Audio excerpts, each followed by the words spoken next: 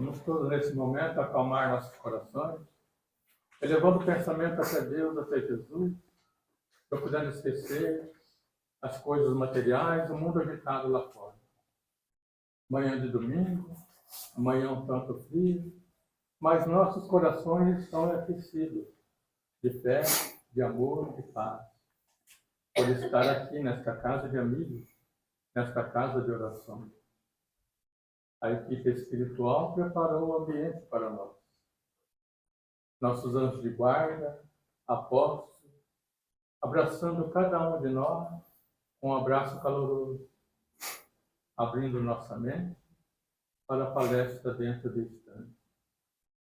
Vejo cores quando faço alguém recomeçar.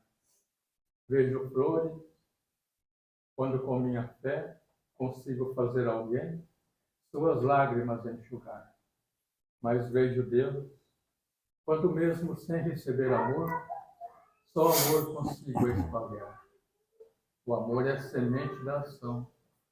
Uma vez que a gente lança esta semente com carinho e com verdade, vamos colher paz e muitas felicidades. Pois a verdadeira felicidade pode ter a beleza de um sonho. Só depende de nós de querer e de crer em Deus, em Jesus. Pai nosso que estais no céu, santificado seja o vosso nome. Venha a nós o vosso reino. Seja feita a vossa vontade, assim na terra como no céu. O pão nosso de cada dia nos dai hoje. Perdoar as nossas ofensas, assim como nós perdoamos a quem nos tem ofendido. E não nos deixeis cair em tentação, mas livrai-nos de todo mal, que assim seja. Com muito carinho, nosso irmão, nosso amigo, Isval, da cidade de Catanduva. Palavra. Obrigado.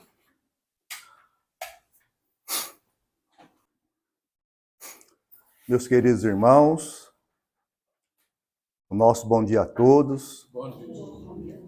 E que a paz do nosso Mestre Jesus esteja sempre presente em nossos corações. Primeiramente, gostaria de agradecer a nossa irmã Viviane, a todos os dirigentes dessa casa pelo convite, E é com grande carinho, e com muita alegria, que nós aceitamos esse convite para podermos estarmos aqui e poder, assim, compartilhar um pouquinho, dos ensinamentos da doutrina espírita, do Evangelho de Jesus. Esse Evangelho tão maravilhoso que vem nos preencher o coração. Hoje, quando estava a caminho desta casa de oração, veio em minha mente, a lembrança de uma pequena história. É a história da flor e da pedra. Dizem que entre duas pedras muito ásperas, uma pequenina flor nasceu. As pessoas diziam que naquele local, no alto da montanha, onde o vento era muito forte, a terra seca, as pedras muito duras, era muito difícil de nascer algo. Praticamente impossível. Mas aquela pequenina flor, naquele esforço silencioso, conseguiu crescer, desabrochar, externar toda a sua beleza para a natureza. Então, um viajante, passando por aquele local, sobre a montanha, ele fica muito impressionado com aquela beleza daquela flor. Num local tão áspero, tão árido, como poderia ter nascido uma florzinha tão delicada? Então ele faz uma pergunta para a flor, Como você conseguiu nascer neste local tão difícil, tão duro, tão isolado? E aquela pequenina flor, ela simplesmente disse assim: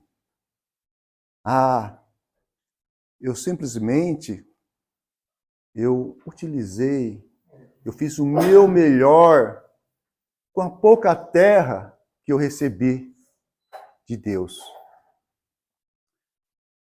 Porque eu tenho o dever de florescer com o pouco que Deus me deu para poder nascer, crescer e florescer.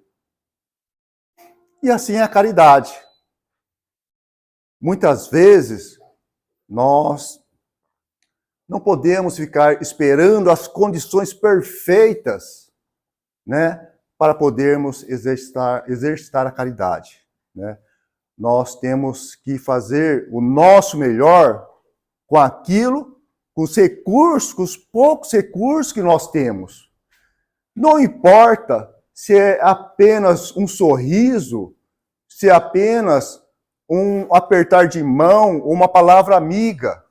O importante é que tudo isso seja feito com muito amor, com muito carinho, de forma verdadeira, sincera. Então, esta é a essência da caridade. Então, meus irmãos, o tema de hoje que nós iremos expor, né, é a caridade e seus desafios. Em geral, né, nas casas de orações, muito se comenta sobre a necessidade de fazer a caridade, né? É muito meritoso, né? Mas ninguém fala sobre os desafios. E muitas vezes são esses desafios que nos afastam da caridade. Então, a primeira coisa que nós temos que ter em mente, quando nós vamos tentar entender um pouco o que é os desafios para exercitar a caridade. Nós não temos que tentar imaginar aquilo que está à nossa frente, ao nosso lado, ao nosso entorno. Não. Nós temos que buscar aquilo que está dentro de nosso coração. Porque os nossos maiores desafios para fazer a caridade não está lá fora, não. Está aqui dentro do nosso coração. Porque muitas vezes nós temos que mudar algo dentro de nós para, pelo menos, estender a mão a alguém. Para fazer a caridade verdadeira. Não aquela caridade que muitas vezes as pessoas fazem apenas para ficar sob os olhares mundanos, né? Então vamos entender quais são os desafios que nós temos que superar. O primeiro, né, é o orgulho e a vaidade. Por que o orgulho e a vaidade? Porque quando se faz caridade com orgulho e vaidade, geralmente nós esperamos algo em troca. E na caridade não existe nada em troca. O que nós ofertamos é amor, é carinho. Nós não podemos exigir nada em troca, nenhuma compensação. O segundo desafio é nós vencermos, né, o nosso preconceito. Nós não devemos escolher quem nós vamos ajudar. Nós não podemos julgar. Quando nós temos preconceito, nós acabamos, né, gerando um impedimento para fazer a caridade. A caridade ela deve ser incondicional e sem restrição. Deve ser feita para todos, independente da condição dessa criatura. Condição social, cor, sexo, fé religiosa, não importa. O importante é que haja amor dentro de nosso coração. E outro desafio que também nós temos que superar, né, é o desânimo. Muitas vezes a ingratidão, né, pelo bem realizado, muitas vezes nos desmotiva, né? Porque nós ficamos tão assim motivados em fazer algo, né, sempre esperando que alguém comente, e nossa, você viu que serviço maravilhoso? De repente, ninguém comenta. Então, nós ficamos desmotivados. Então, nós começamos a nos afastar da caridade. Então, essa desmotivação não deve existir. Se estivermos desmotivados, nós temos que buscar algo que nos incentive a continuar a perseverar. E outro desafio que nós temos que superar, que é a desculpa que todo mundo dá. Todo mundo dá essa desculpa, que é o tempo. É ou não é? Ah, eu não tenho tempo. Minha vida é tão corrida, eu tenho que cuidar da minha família, meu trabalho exige muito. Mas quando eu ganhar na loteria, né? Mas quando eu ganhar na loteria, aí eu vou ajudar todo mundo. Mas acontece que talvez esse dia nunca chegue. E o tempo passa. Passa e a gente nem percebe. E quando a gente menos esperar, talvez nós não tenhamos mais aquela vitalidade, aquela motivação, aquela força para poder ajudar alguém. Bom, esses são os desafios que nós temos que superar para podermos fazer a verdadeira caridade. Mas, e como superar esses desafios? Jesus, ele nos trouxe ensinamentos preciosos, né, contidos no seu Evangelho. Né? É muito importante nós termos, né, aquela prática do exercício, né, de virtudes maravilhosas, a indulgência. A indulgência é muito importante, né, quando nós estamos praticando a caridade. Né? Por quê? Porque a indulgência, né, não vai fazer com que nós, né, olhemos para o nosso companheiro, né, e ficamos observando as seus defeitos, né, as suas imperfeições. Porque todos os irmãos, né, todos os trabalhadores que estão fazendo parte de uma casa religiosa, desenvolvimento do trabalho benemérito, têm que compreender que ninguém é perfeito. Ninguém é perfeito. Porque se algum de nós fôssemos perfeitos, nós não estaríamos aqui hoje. Então, estarmos aqui é uma oportunidade de nós podermos nos melhorar, trabalhando ao lado de alguém que também tem imperfeições. E é muito importante nós aprendermos a conviver com a imperfeição alheia. Em vez de querermos mudar a pessoa, tentar melhorar a pessoa, vamos buscar a nossa melhora íntima primeiro. E através dos nossos exemplos, fazer com que ela também tenha esse entendimento. Né? Outra virtude muito importante é a paciência. A paciência é uma virtude que hoje em dia está, vamos dizer assim, em desuso, em qualquer meio. Há uma falta de paciência tremenda. As pessoas estão muito intolerantes com relação a tudo. Muito críticas, né? Muito julgamento, muitas condenações. Né? As pessoas não têm paciência mais de dispor alguns míseros minutos para ouvir alguém. Quantas vezes nós, às vezes, estamos saindo, né, da nossa casa de oração, estamos, às vezes, com pressa, nossa, preciso sair daqui, preciso ter um compromisso urgente, de repente chega alguém necessitado e pede apenas uma orientação. Nós olhamos para o relógio e falamos, nossa, meu Deus, tanta hora para ele vir, ele vai vir agora. Talvez seja o momento oportuno, a hora necessária, para que nós possamos ter esse despertar. Porque para a caridade não existe momento, mas sim a oportunidade certa. E outra virtude também muito importante para podermos, né, desenvolver a caridade, né? É estarmos sempre dispostos, né, a nos esforçar a fazer o bem. Por que nos esforçar para fazer o bem? Quando nós estávamos nos preparando para reencarnar, né, nós assumimos uma proposta, né, um propósito único. Quando nós encarnamos, nós trazemos apenas um propósito: fazer o bem.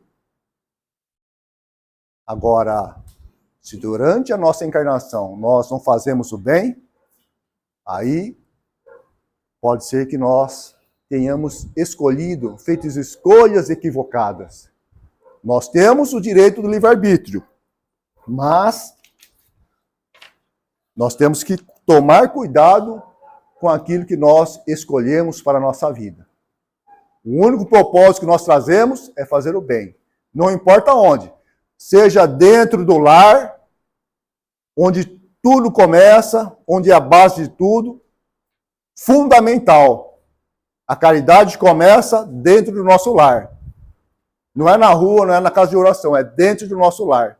E é o local mais difícil de fazer caridade. Depois, é nos nossos ciclos, né? Fraternos, nossas casas de orações, no trabalho, né? Fazer o bem é algo muito importante, porque quando nós fazemos bem, né, nós estabelecemos uma sintonia com os nossos benfeitores espirituais. Mas quando nós declinamos a fazer algo ruim, nós estamos estabelecendo uma sintonia com criaturas desencarnadas, em situações muito difíceis, né, endurecidas, pensamentos negativos.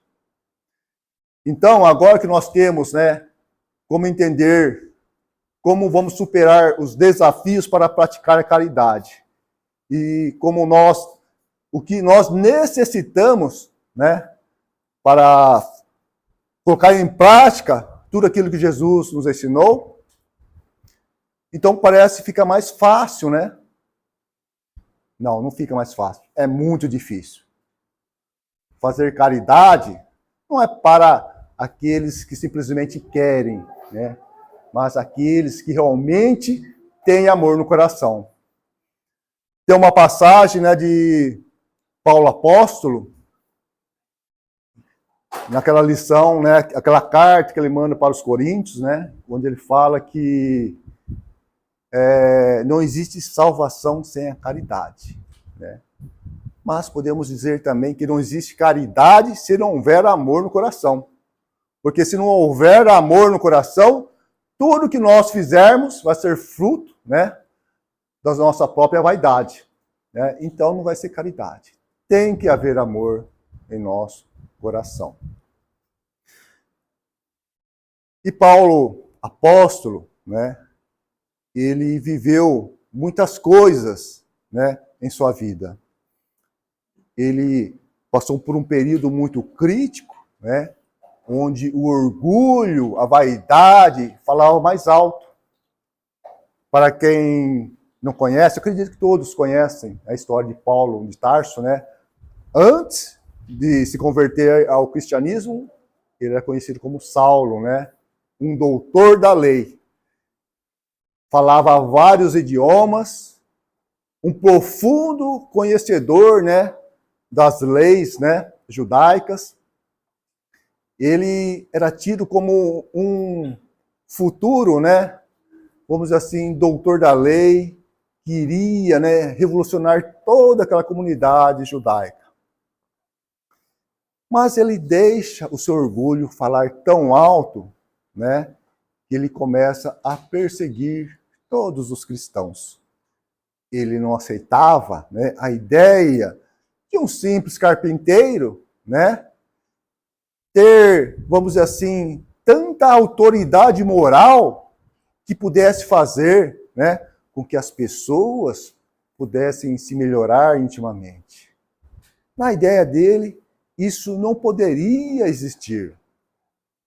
Talvez porque ele não tinha ainda um contato direto com o Messias. E para quem leu o livro Paulo Estevão, né, sabe, né, de toda aquela história que ele viveu, daquele romance, né, com Abigail, né, que era irmã de Estevão. É uma história maravilhosa que retrata, né, todo o cristianismo primitivo, né, os ensinamentos de Jesus, as missões dos apóstolos. Então, ele entra num embate direto, né, principalmente com Estevão. que havia assimilado toda aquela essência do ensinamento de Jesus. E chega ao ponto de ele levar Estevão, né, a ser condenado ao apedrejamento. E bem no momento que Estevão é apedrejado, né, Abigail, que era o amor de Saulo, né, tem um choque, porque eles eram irmãos e haviam sido separados pelo destino. E o encontro era bem naquele momento que Estevão era apedrejado. Mas Estevão, em nenhum momento, pediu para Abigail se separar de Estevão, pelo contrário. Ele pede, mesmo morrendo apedrejado, ele pede, em suas últimas palavras, que eles permanecessem juntos, né? Porque eles tinham uma missão. Mas para Saulo, isso era muito difícil, né? Conviver com aquela situação. De um lado, Estevão, que ele tinha levado ao apedrejamento, de outro, a sua amada, Abigail. Então, Saulo se afasta por um bom tempo para refletir, e quando ele percebe que o amor dele era maior, ele resolve, depois de um certo tempo, procurar Abigail. E para sua surpresa, a Abigail estava enferma na cama e havia se convertido ao cristianismo através de um ancião que chamava Ananias. Isso gerou uma revolta muito grande. Uma revolta muito grande em seu coração, e ele decide perseguir Ananias. Ele vai com uma ordem de prisão, persegue Ananias, e quando ele está naquele deserto escaldante, o sol do meio-dia, às portas de Damasco, quem que ele encontra? Jesus. Jesus já havia desencarnado, mas ele aparece para Saulo de Tarso, uma luz muito forte, uma luz tão grande que o sol do meio-dia parecia se enfraquecer diante daquela luz de humildade e amor. E Cristo apenas diz assim para Saulo: Saulo, Saulo, por que você me persegue? Naquele momento, os olhos de Saulo se fechavam para o mundo, para que seu coração se abrisse e se preenchesse de um sentimento verdadeiro. Naquele momento, ele entendia, começava a entender o porquê de tantos sofredores irem em busca de alento nos ensinamentos de Jesus.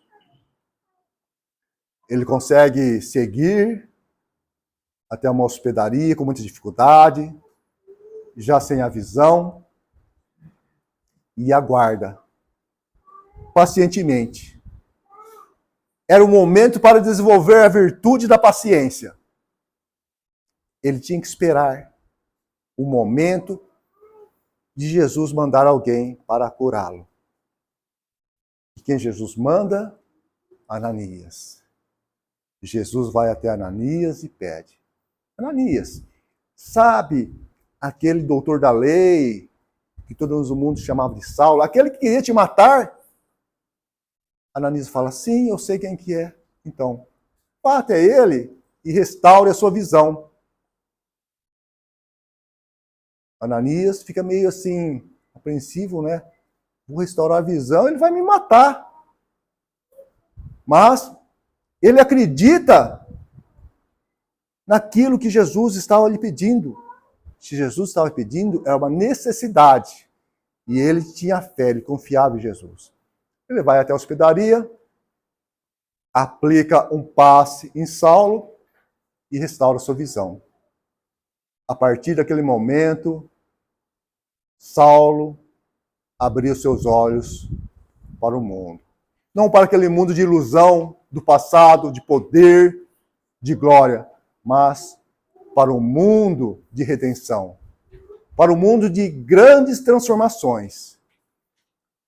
A partir daquele momento, ele passaria a se chamar, não mais Saulo, mas Paulo de Tarso, né? E se tornaria um dos maiores divulgadores da doutrina dos ensinamentos do Evangelho de Jesus. Não houve apóstolo que difundiu mais o Evangelho de Jesus que Paulo. Paulo não se reteve num local apenas. Ele buscou levar para as outras regiões os ensinamentos de Jesus. Levar a boa nova, a esperança de um mundo melhor. E junto com essa esperança, Paulo exemplificava toda a caridade que ele aprendeu com aquele encontro de Jesus. Enquanto as pessoas, os soldados romanos o perseguiam, o torturavam, ele simplesmente revidava com amor. Ele era paciente, ele era tolerante e indulgente. Em nenhum momento ele se preocupou em fazer alguma crítica aos soldados romanos que o perseguiam. Ou o povo judeu que não compreendia também. Ele se desfez, ele renunciou família, ele renunciou bens, ele renunciou a si mesmo, apenas para poder bem servir o seu próximo. Ele venceu todos os seus desafios. O orgulho e a vaidade de quando ele era um doutor da lei. O preconceito de que o povo judeu era o único povo que deveria receber a glória. O tempo, para ele, não fazia mais importância. Qualquer minuto, qualquer segundo, era uma oportunidade para ajudar alguém. Mas, principalmente, ele viveu o resto da sua encarnação apenas para fazer o bem. O mesmo propósito que ele tinha assumido quando ele estava encarnando. Mas que, por escolhas equivocadas, ele havia se desviado do caminho. Mas que, após o encontro de Jesus, ele restaurava novamente aquele propósito. Apenas fazer o bem. Eu gostaria também de citar um outro personagem bíblico, talvez não bíblico, que fez parte, de todo esse contexto, do cristianismo primitivo, mas que passou despercebido, aos olhos do mundo. É aquele soldado romano, aquele mesmo que havia pregado Jesus na cruz. Veja, Paulo de Tarso, no primeiro encontro que ele teve com Jesus, toda aquela energia maravilhosa foi suficiente para fazer dentro dele toda a transformação. Mas quanto aquele soldado romano?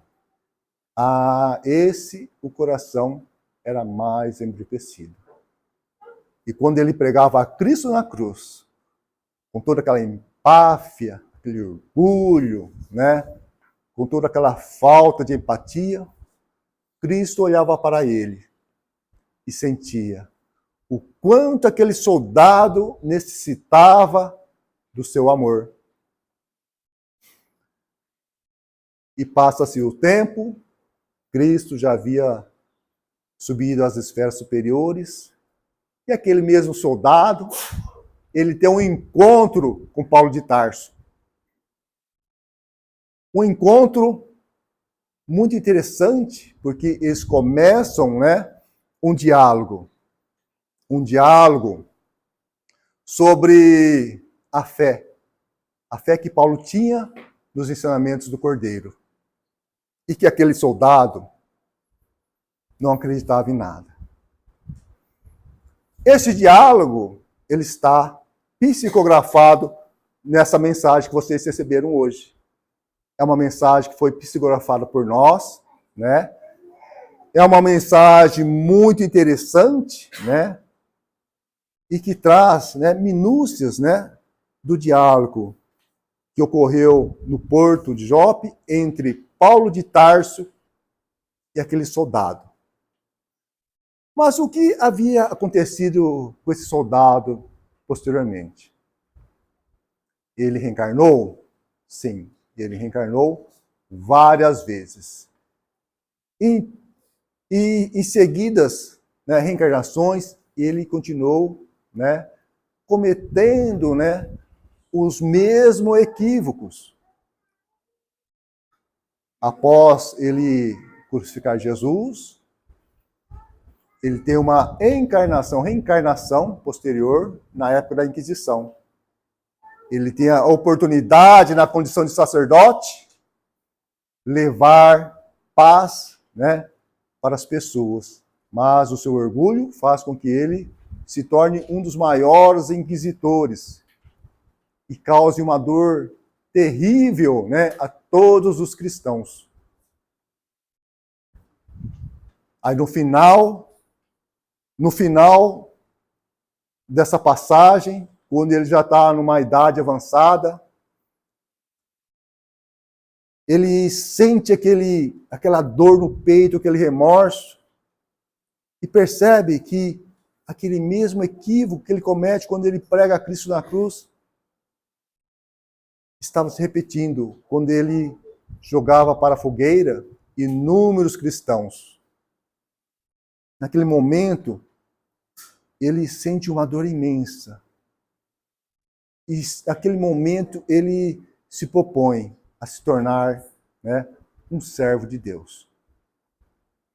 Mas para se tornar um servo de Deus, muitas vezes é preciso expiar todas as faltas, todos os débitos do passado.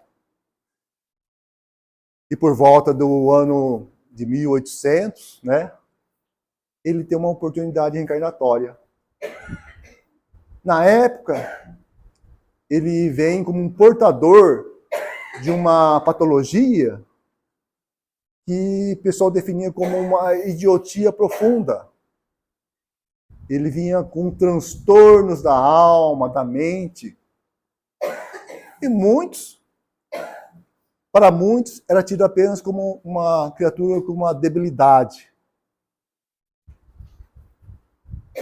E ele é colocado num sanatório, ele é abandonado, ele é deixado de lado. Mas nesse sanatório, ele encontra uma enfermeira amorosa, conhecida por irmã Agostina. Uma enfermeira que cuidava com muito amor, com muito carinho.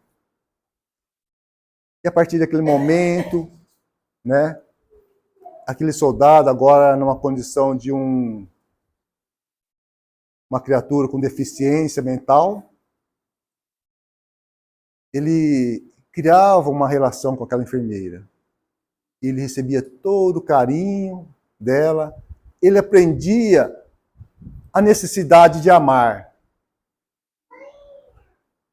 Mas essa relação dura pouco, porque passa o tempo, essa enfermeira, que tratava todos com um grande amor, ela era vítima de um golpe fatal de um outro paciente, que desfere um golpe de faca e ela acaba desencarnando. Mas o amor dela é tamanho que ela permanece ainda ao lado daquele soldado. E veja como a lei de Deus funciona. Naquele sanatório ocorre um acidente, um grande incêndio. E aquele soldado, na condição de uma criatura com debilidade, ele era amarrado nas macas para que não desse trabalho, ele era preso diariamente. E quando acontece o incêndio, todos fogem, menos ele. Naquele momento, ele vê a chama se propagar. E como se um filme passasse em sua tela, ele começava a relembrar todos os momentos das vidas passadas, quando ele pregou Cristo na cruz, quando ele jogou os cristãos na fogueira. E ele tinha, naquele momento, aquela maca onde ele era preso, amarrado, as mãos atadas, como se fosse um instrumento da sua salvação.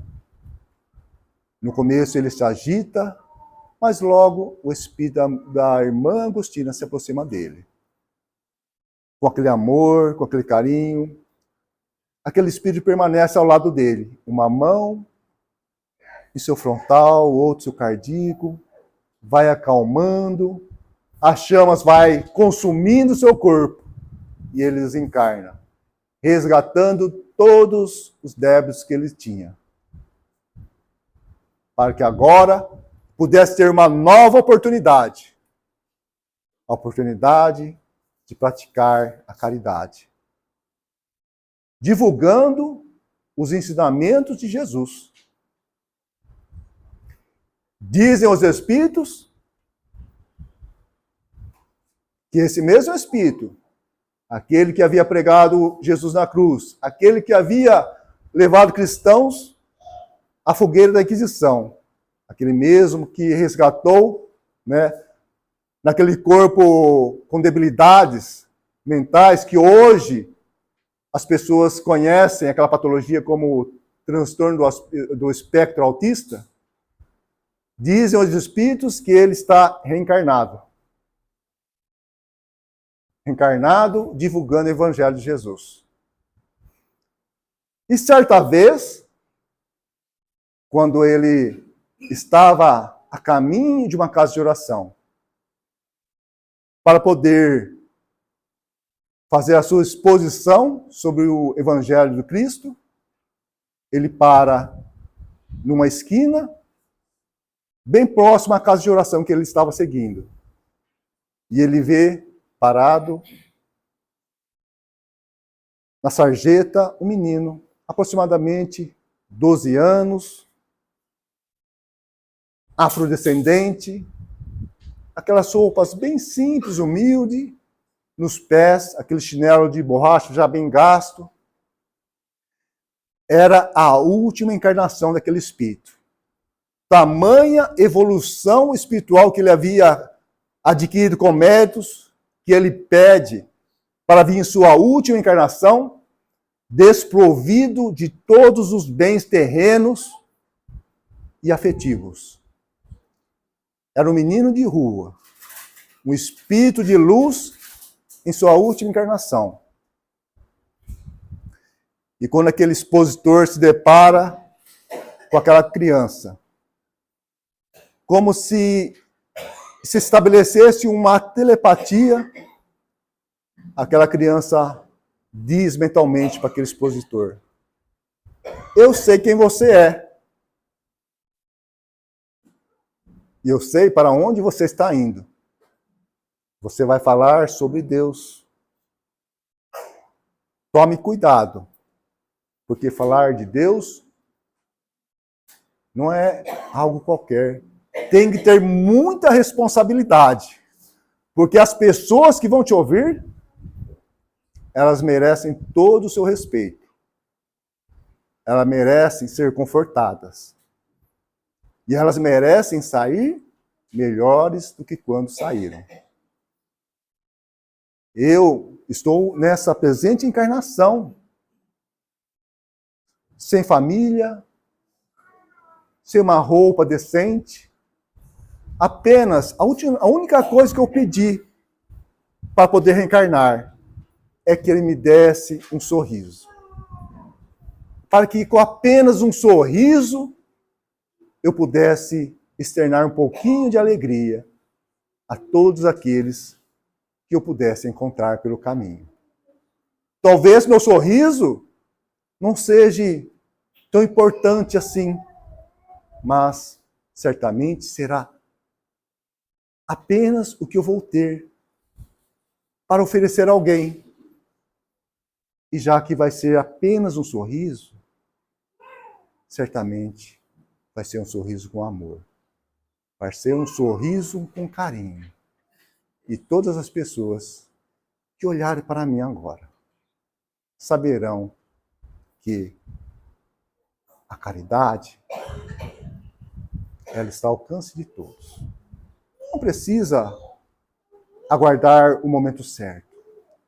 Não precisa esperar ter os recursos necessários. Apenas aproveite a oportunidade. Sorria para a vida, sorria para o mundo, sorria para as pessoas e aceite elas como elas são. E você irá perceber que com apenas um sorriso nós poderemos mudar o mundo. Que assim seja. Graças a Deus. Oi? Não precisa, não precisa. Então vamos, neste momento, serenando nossos pensamentos, abrindo nossos corações, externando nossos melhores sentimentos de amor, de carinho. Vamos agradecendo a Deus, nosso Pai maior, por essa oportunidade maravilhosa de todos estarmos aqui presentes, compartilhando, né, dessa energia, desse sentimento verdadeiro. Vamos agradecendo também a Jesus, Mestre amado, querido, por nos ter trazido essas lições preciosas do seu amor. Vamos agradecendo também a toda a equipe espiritual responsável por esse trabalho maravilhoso que é desenvolvido nesta casa, pelo amparo, pela sustentação, por esse envolvimento fraterno. Vamos agradecendo também a todos que estão aqui presentes. Porque foi com a presença de todos que essa reunião pôde ser realizada. E que quando, ao deixarmos essa casa de oração, possamos levar muitas coisas boas, paz, amor, alegria em nossos lares, contagiando as nossas famílias, os nossos amigos, e até mesmo os nossos animaizinhos de estimação. E que numa próxima oportunidade possamos estar novamente juntos aqui, com a graça de Deus. Obrigado, que assim seja. Em nome de todos presentes, mais uma vez agradecendo, que você possa voltar outras vezes. Com certeza.